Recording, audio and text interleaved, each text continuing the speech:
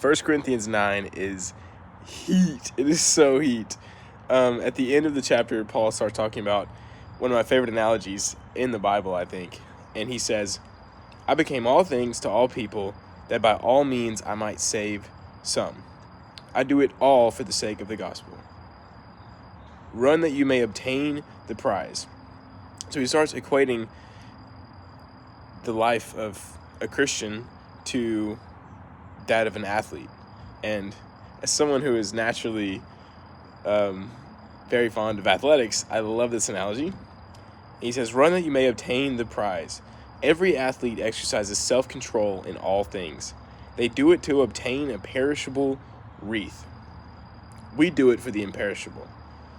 So he's saying every athlete runs in order to win the prize. He said the prize that they win is just a wreath that just goes away. It just dies, right? It's just a perishable wreath. But we do it for the imperishable, the eternal prize. In the first part, he says every athlete exercises self-control in all things. So like as we are running this race for Christ and for the kingdom, we must exercise self-control in all things. And I believe that it means all things. Even when it comes to our health, like in our bodies and everything. Like think about how an athlete will just take every meticulous step to improve their chances of performance and winning. Ours should be the same, like spiritually.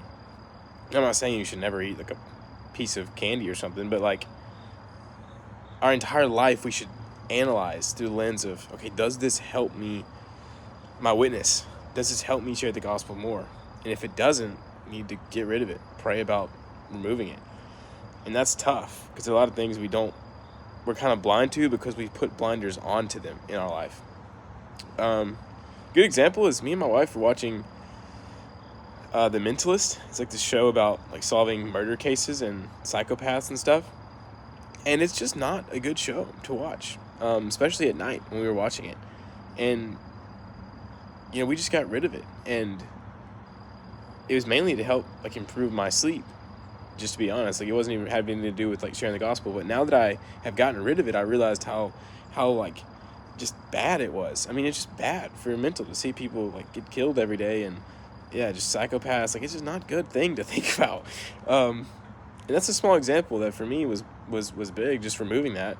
And it's not to say that you should never watch stuff like that, but you know, to have it be part of my day daily, like I just need to get rid of it.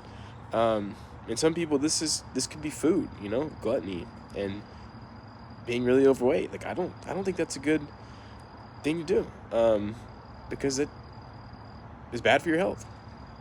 And that's tough. I don't know. That's just how I feel about it. I just think that we should exercise self-control in all things, like Paul says. And this is a really cool part. He says, I do not run aimlessly. And he also talks about like a fighter, like he's not a fighter punching the air. Like everything he does is with a purpose, and he runs with purpose. He runs the race of life with purpose. He said, I discipline my body and keep it under control, lest after preaching to others, I myself should be disqualified. So I freaking love this passage. Yeah, to me this hits really hard because I'm very competitive and I like to discipline myself, and it just, it kind of puts you like on the offense in sharing the gospel and not just like, oh, let me just, you know, avoid bad things. But it's like, no, instead of just God saving us so we can go from bad to neutral, he's saving us so we can run hard, positively for the gospel. And he says, run that you may obtain the prize. And, you know, there is a prize at the end of this. It's eternal prize. So like run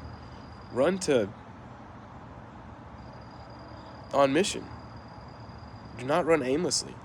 It's like, what is your life about right now? Like seriously, look at your life. Are you running aimlessly? Do you have any clue what you're doing? If not, I really implore you to pray about it and to ask God to give you a very specific mission for his glory and to run hard after it. So that's my thoughts on this.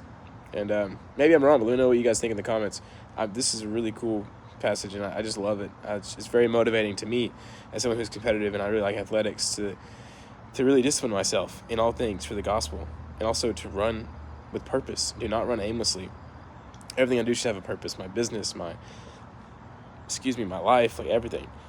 So yeah, Hope you guys enjoyed.